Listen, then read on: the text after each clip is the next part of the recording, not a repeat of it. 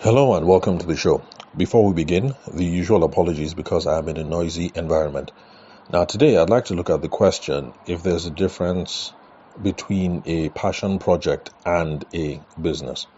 Now, in my own opinion, I'd say there is a difference. So, a passion project is something that we're doing out of love, out of enthusiasm, or because we gain some spiritual benefits. Now, when I say spiritual, I don't mean it's helping to get you to heaven. I just mean spiritual in the sense of, should I say, opposed to, or rather the opposite of physical benefits. So, for those of you who've been listening to the show for a while, you know that I started off my business journey as a wedding photographer over a decade and a half ago. So, before I got my first paying client, you could say what I had was a passion project because I loved taking photographs, especially candid photographs, not staged. I was enthusiastic about it. I just grabbed my camera and jump at any opportunity, whether it was a wedding, a birthday party, whatever, because it made me happy. And that's what I mean by the spiritual benefits.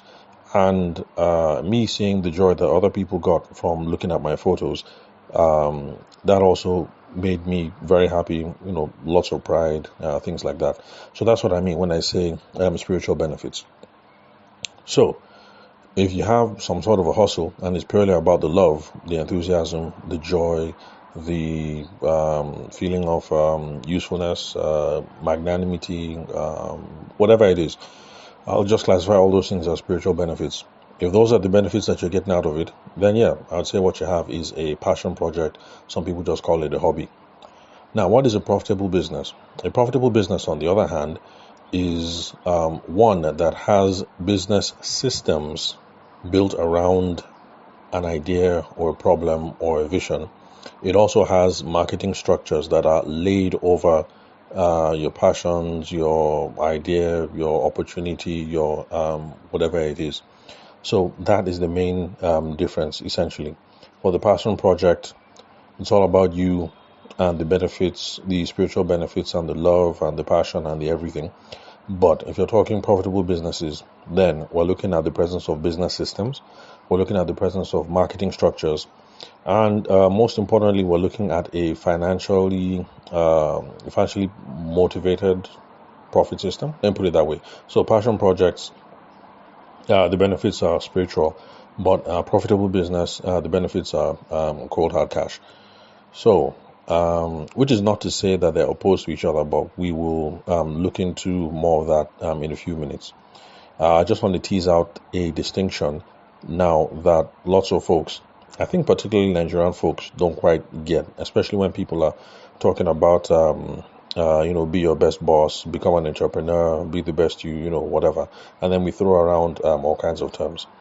So if you're trying to build a profitable business, you're trying to put systems and structures around what it is that you're doing, around your passion. So take someone like me who just loves shooting photos, and then now you want to put some business systems behind it. You want to put some marketing structures behind it, and you're hoping to get some cold hard moolah, getting some cash behind it. So if you're trying to do all of this, but the way you set things up is you're still required to be there from the day to day, or else things are not going to function, then what you have is not necessarily a profitable business per se, but rather you are self-employed, because you have to be in the daily mix for the thing to pop off, for the thing to work. So, coming from my home constituency as a former wedding photographer, there are lots of us who are running around happy with our cameras, making some cheddar, making some cheese, and we think we're business owners.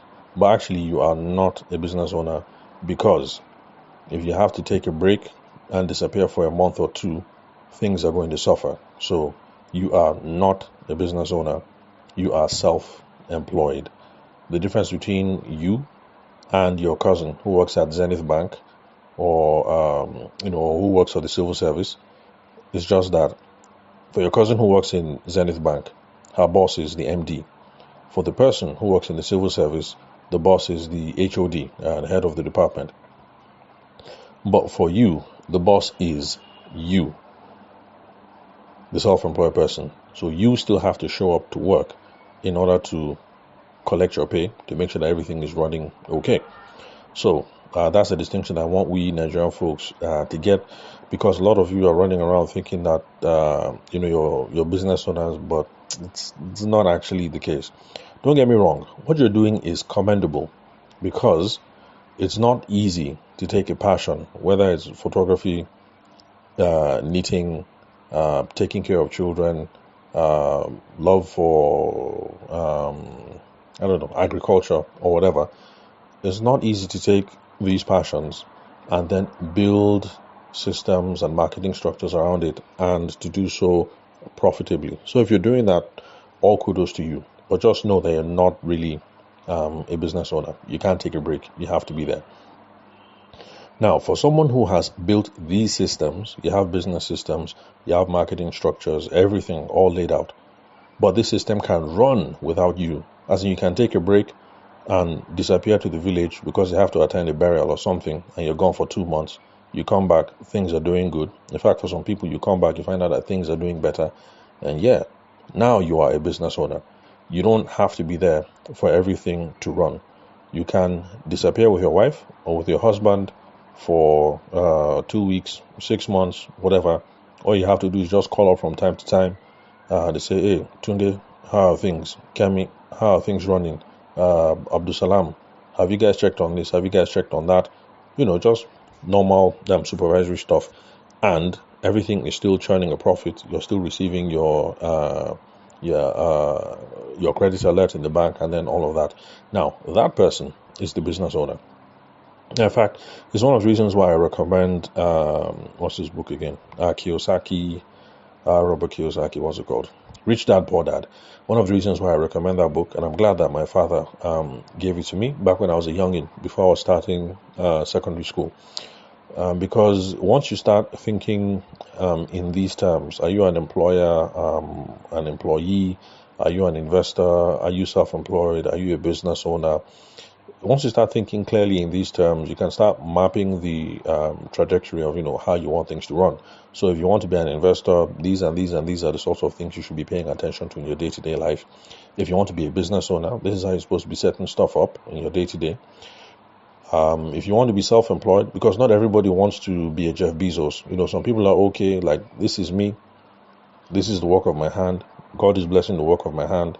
I'm making millions every month or millions every year. I can pay school fees. I'm not begging from anybody. I'm not borrowing from anybody. Nobody can insult me. It's just me and my handiwork. I'm fine. And that's not a problem. So for people who those are their aspirations, we shouldn't belittle them, because it is also valid. I think that is what the Americans mean when they talk about lifestyle. I think Americans call it lifestyle business. Also, I've heard about it on some podcasts. Although I'm not a fan of mixing all those terms, I think let's just think clearly. So all these people who are saying they want to build lifestyle businesses, it's not really a lifestyle business. So yes, you're running around, you're saying that what you have is a lifestyle business. But the thing is, if you want to flex, because you have some millions, you want to flex, you want to take the family and wifey and, disappear for a holiday for 1 month. You do that, you come back, somebody has stolen something, business profits are down, blah, blah, blah. That's not really a business. So in my own opinion, I think let's just keep the terms clear. Let's stop saying that we have lifestyle business. Let's just say you're self-employed and you know that you have to be around because you're self-employed.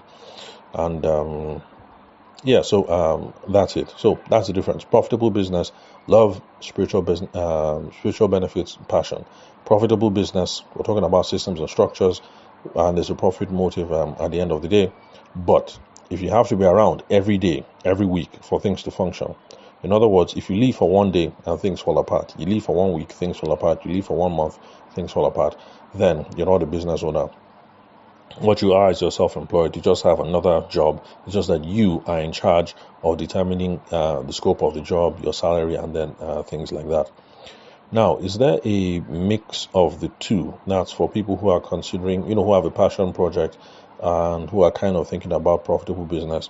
Now, the reason why I'm doing this is because there's a friend of mine who is business motivated, but she is well aware of the plight of people in the northeastern part of the country who have been displaced by the violence that is going on in Nigeria.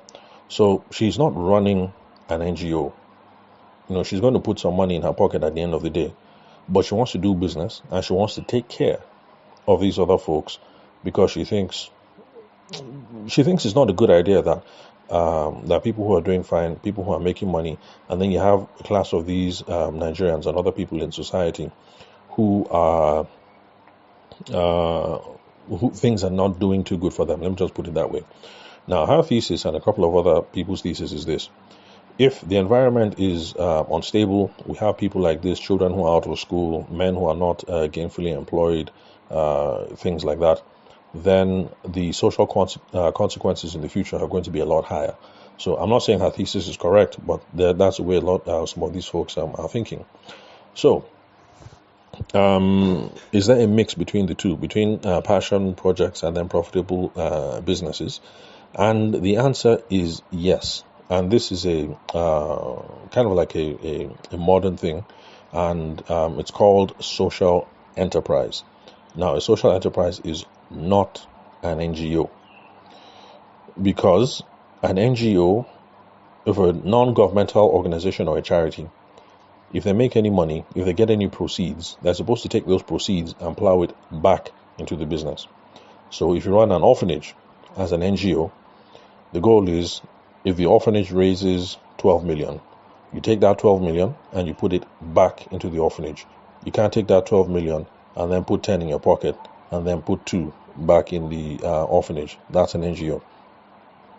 But for a social enterprise, the business is expected to make a profit, and it's understandable that you're going to put some of those profits in your pocket. You're just going to take some of those proceeds and plow it towards certain impact-oriented things or towards different charitable ends. Now, this is where things get a little dicey. In Nigeria, there is no legal framework for regulating social enterprises. As at the date of this recording, in 2024, there is no legal framework in Nigeria yet to regulate social enterprises. If you're listening to this podcast episode 10 years from now and things have changed, then no wahala. You just comply with whatever the ambit of the law is. But in the United Kingdom, there are already legislative frameworks that are being developed to guide social enterprises.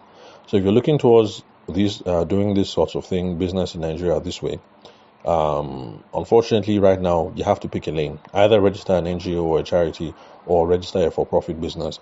But if you're looking for some guidance and principles about how these sorts of things are to be run, then look towards the United Kingdom. Well, that's the reason why we have Google. So you can start your research with Google, and eventually you're going to find other organizations that you can get information from. In fact, I didn't attend because I was there providing media coverage services for the British Council, but this was a long time ago, maybe like 2 or 3 years back. There was a session on social enterprise in the UK, I think in America and in Nigeria. So it was one of those roundtable sorts of things, people talking about what is social enterprise, what's the best way to go about it, does it apply in Nigeria, how can it apply in Nigeria, what are the principles and practice, all those sorts of things. So research using Google, or if you're on Instagram, just follow the British Council handle, and I'm sure if you hit them up in the DMs, whoever is manning the DMs should be able to point you to teams that are responsible, or hopefully give you some information as if they're not swamped. So that is the mix between the two for now. But in Nigeria, you're either an NGO, you're a charity, or you're a for-profit. So for me, I'm a for-profit. I'm not an NGO. So I expect to be paid for the services that I provide. And when I provide services, consulting services, speaking engagements, I am allowed by law to take the money and to put the money in my pocket. I don't have to put it towards any charitable end. But there are people who are trying to start up social enterprises, and this friend of mine is starting up a social enterprise.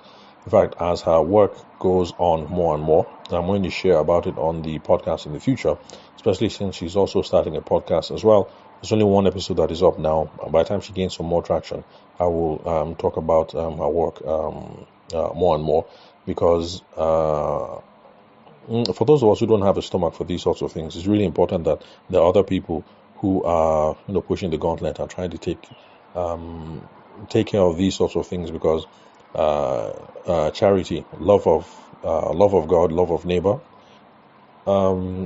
these things help create a more equitable and justiciable world that we live in. So these things are important. So we should support whenever we can. So why is all this talk important? Social enterprise, passion project, profitable business. It's important because you need to know what you're doing so that you know what to expect, so that you don't have frustration and you don't have burnout. If you want a passion project, then know that your reward is going to be in heaven or the personal fulfillment that you get here on earth. So, stop running a passion project and then wondering why it's not bringing you money. If you want money, you want the reward here on earth because you want to live the life of a baby boy or a big girl, or you want to live that soft life here on earth, 2024 and beyond, then you should be looking at profitable businesses. If you want to do both, you want a mix of reward in heaven, but you also want to get some cheddar on earth, and you're based in the UK, then you are looking at social enterprise. If you do not know what you are doing and what to expect, then you're going to experience frustration or you're going to experience burnout. That's one of the reasons why when I see people coming up about my passion is this, my passion is that, I tell it to them straight up, like, it's good that you want to do this wedding photography thing, or you want to do this irrigation project or whatever, because it's your passion. But if you're going to pursue this passion on this kind of scale, it's going to require this level of financial commitment. You're going to have to run after investors. You're going to have to put down money from your pocket. It's going to involve this, it's going to involve that. And these things that we do out of love, when we start it in the beginning out of love, but then later on, money starts getting into the picture. You have to spend money, or you need to look for money, or things like this. It now becomes like a slave master or something, which is not a problem, so long as you are clear about that's what you're doing from the beginning. So we need to know right from the get what we're doing. Is this a passion project? Am I going to run a charity? Am I going to run a business? Do I want money in my pocket? Or do I want to put money in my pocket? And do I want to also try and remedy some of the social ills that are out there? So let's be really clear before we start. We start on our business journey, because either way it's going to be a business journey, except if it's one of those hobbies that you can do from your house, like I don't know, knitting or maybe painting or something. Okay, well, you can still sell those, but you get the gist of what it is that I'm trying to say. So for those of you who are interested, study up on social enterprises, but know that for now in Nigeria there's no legal framework for regulating that. You'll be getting your resources and principles from the UK, but you will either have to register an NGO or you have to register for profit. Remember, if you register an NGO, don't get into trouble with the law. If you register an NGO, you're not allowed to put any money in your pocket. The money is supposed to go back into that enterprise. So, if you're also thinking internally displaced people in the north central part of the country, or you're trying to beef up the practice of agriculture in the Niger Delta region because of environmental pollution there, or in the middle belt part of the country, farmers being displaced, things like that. If you register it as an NGO, you cannot say that you raised 200M. Maybe USAID gives you 5M.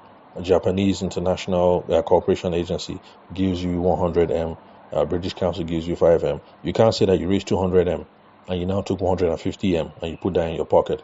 You're going to get into trouble with the law. You're going to get into trouble with the people who have thrown up money for that enterprise.